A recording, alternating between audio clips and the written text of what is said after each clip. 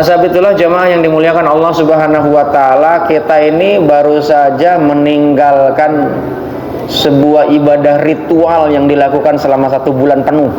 Namanya puasa, ya, adanya di bulan Ramadan. Karena selain di bulan Ramadan tuh ada puasa juga. Cuma itu nggak wajib. Kalau ini wajib hukumnya.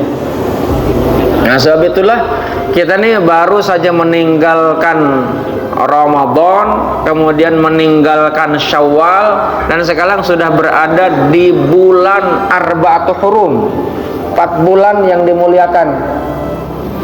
Jadi di dalam Al-Quran itu Allah menyampaikan inna idatasyuhur indallahi itsna'atsara.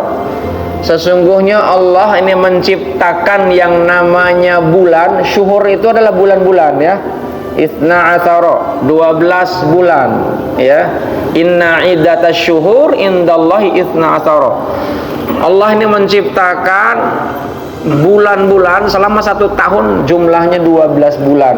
Dari 12 bulan itu ada 4 bulan yang disebut dengan Arba'atul Hurum, 4 bulan yang dimuliakan. Apa 4 bulan itu? Salah satunya ini bulan saat ini, namanya Dzulqa'dah. Dzulqa'dah itu bulan keberapa? Bulan ke-11, masih mikir ya. Bulan ke-11, ya. Kalau bulan ke-12-nya namanya apa? Dzulhijjah. Ini bergandengan itu. Dzulqa'dah, Dzulhijjah, ini bergandengan. Nanti ada lagi Muharram, itu bergandengan juga. Yang agak jauh keloncat itu bulan ke-7. Bulan apa? Rajab, ya. Jadi 4, jadi Rajab, ya, Dzulqa'dah, Dzulhijjah, Muharram. Nah, siapa yang melakukan kebaikan di bulan suci ini, Allah lipatkan untuk kebaikan itu dibandingkan dengan bulan-bulan yang lain. Siapa yang melakukan perbuatan dosa pun sama, Allah lipat gandakan itu imbalan siksanya. Maka yang ngaji di bulan Dzulqa'dah, itu imbalan pahalanya jauh lebih besar dibandingkan dengan bulan yang lain, ya. Nah, jamaah yang dimuliakan Allah Subhanahu wa taala, baru saja kita melewati bulan Ramadan. Ramadan itu adalah syahrul rahmah, syahrul mubarak, syahrul maghfirah, ya. Maka kemudian karena kita sudah melewati yang namanya rahmat, berkah, kemudian ampunan, kemudian kita masuk ke bulan Syawal. Syawal itu kalau diterjemahkan bahasa Indonesia artinya meningkat. Maka harusnya ini kalau kita evaluasi, setelah kita ini Ramadan kita lewati, ibadah kita meningkat. Cuman ternyata pengajian sama juga, ya. Nah, sebetulnya jamaah yang dimuliakan Allah Subhanahu wa taala, kaitan dengan yang namanya evaluasi, saya mau tanya, penting nggak kita kira-kira evaluasi dalam kehidupan? Penting nggak? Penting. Apalagi dalam dunia kerja, Pak. Saat ini kan banyak polisi itu di belakang, ya kan? Ngapain tuh polisi banyak nih? Tumben-tumbenan sholat, alhamdulillah. Karena polisinya soleh dan solehah, ya. Karena ada polisi wanita juga, ya kan? Polisinya. Tapi saya tadi masuk lagi pada tidur di masuk. Oh, i'tikafnya kita harus berhusnudzon, ya kan? Lagi i'tikaf polisinya tadi. Saya masuk mau saya tegur, nyenyak banget. Ya kan, nah, nggak apa-apa, ya kan, ngejagain Bang BTN, ya nggak tahu Bang BTN-nya kenapa itu dijagain polisi, tumben-tumbenan, ya kan. Oh, jadi jemaah yang dimuliakan Allah Subhanahu wa taala, evaluasi saya tanya sekali lagi, perlu nggak evaluasi? Perlu, ya.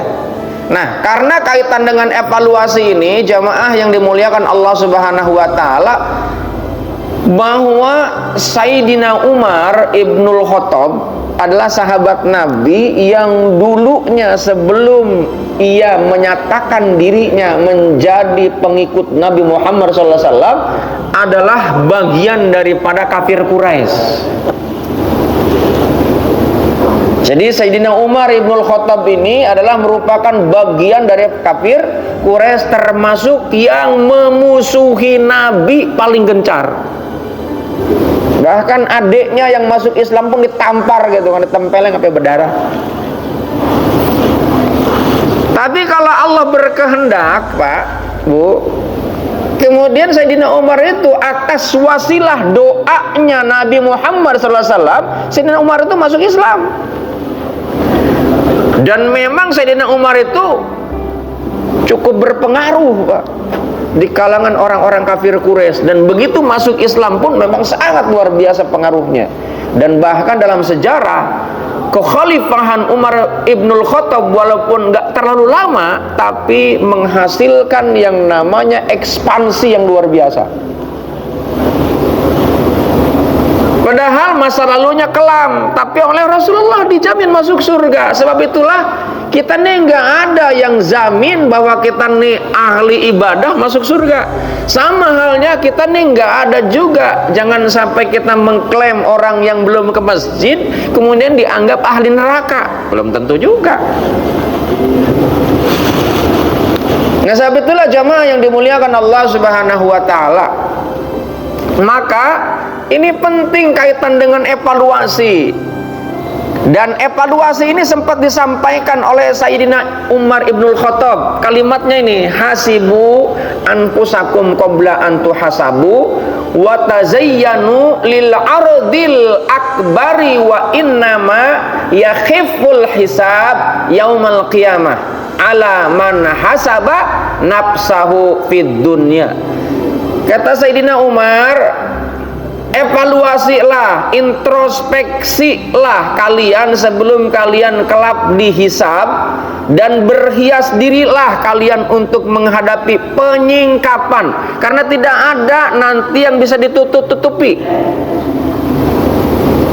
Saat ini jamaah boleh ngedengerin saya karena nggak tahu asli karakter saya, ya kan?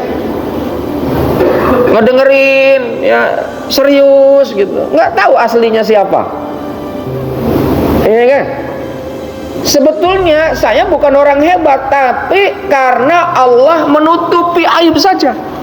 Coba kalau Allah bongkar aibnya, jangankan ngedengerin ya, mungkin ngelihat aja ogah, mungkin begitu ngelihat aja diludahin tuh mukanya, iya kan? Karena saking jijiknya. Nah, sebab itulah jamaah yang dimuliakan Allah Subhanahu wa taala, ini penting. Kenapa Sayyidina Umar menyampaikan begitu? Ketika Sayyidina Umar tuh ingat masa lalunya, selalu menangis. Makanya ibadahnya begitu sangat serius tuh Sayyidina Umar. Kenapa? Kalau saya tanya sama jamaah, adakah di antara jamaah yang punya keluarga, ya, yang punya keluarga, kemudian anaknya dikubur hidup-hidup, ada nggak? Ada nggak? Kayaknya nggak ada nih di masjid ini kan. Sayyidina Umar itu melakukan itu. Makanya kemudian apa? Sebelum kelak di akhirat itu dihisab, maka coba introspeksi diri dulu. Termasuk ibadah yang kita lakukan, Ramadan yang kita lakukan, yang sudah kita lewati, yang sekarang sudah masuk Dzulqa'dah ini. Apakah ibadah Ramadan kita betul-betul sesuai dengan apa yang Rasulullah ajarkan?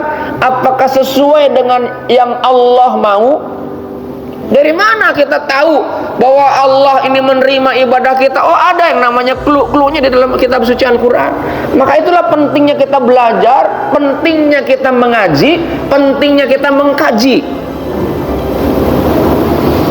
Orang yang belajar saja bisa tergelincir, apalagi yang gak ada ilmunya. Bahkan ada sebuah kalimat yang disampaikan oleh baginda Nabi Muhammad SAW, bahwa ibadah saja, ini ada orang yang rajin ibadah, tapi rajin ibadahnya ini gak pakai ilmu.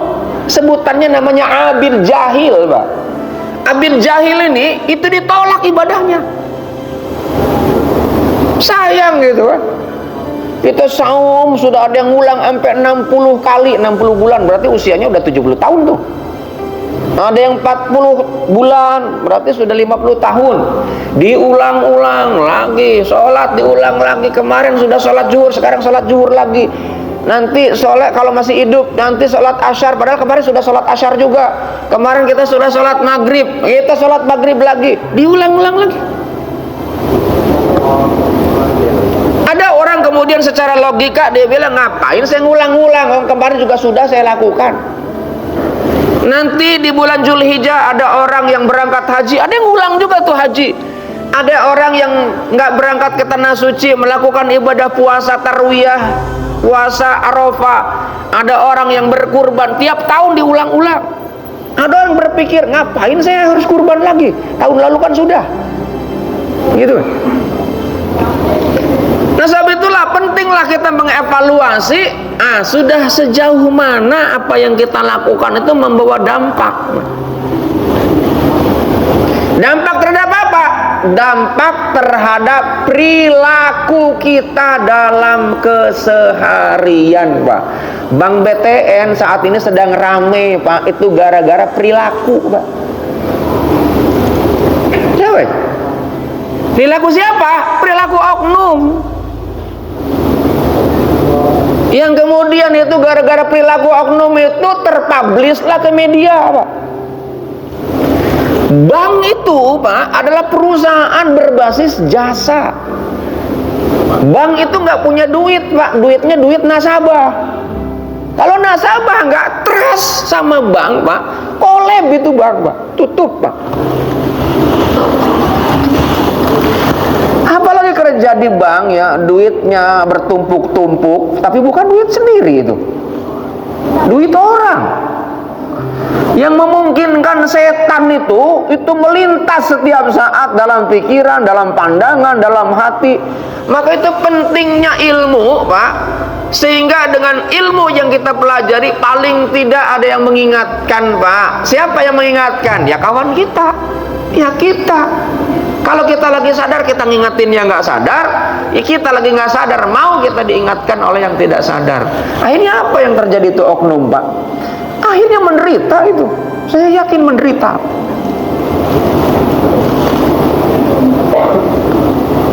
Apalagi sudah publish. Saya yakin, Pak, perusahaan manapun nggak akan mungkin mau menerima itu.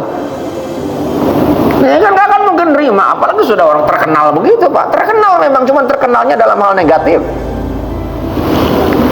Dan ini dampaknya bukan saja kepada 2 orang, Pak, tapi dampaknya kepada satu perusahaan namanya Bank BTN. Seluruh dunia udah tahu, Pak, ada kasus, Pak. Gitu. Makanya saya bilang, saya sarankan, saya ajak, yuk kita ngaji. Gratis, nggak pakai bayar, ya kan? Gratis ngaji bersama-sama, ada yang nggak ngerti ditanyain, ya kan? Bukan nama saya aja, dengan yang lain juga nggak apa-apa.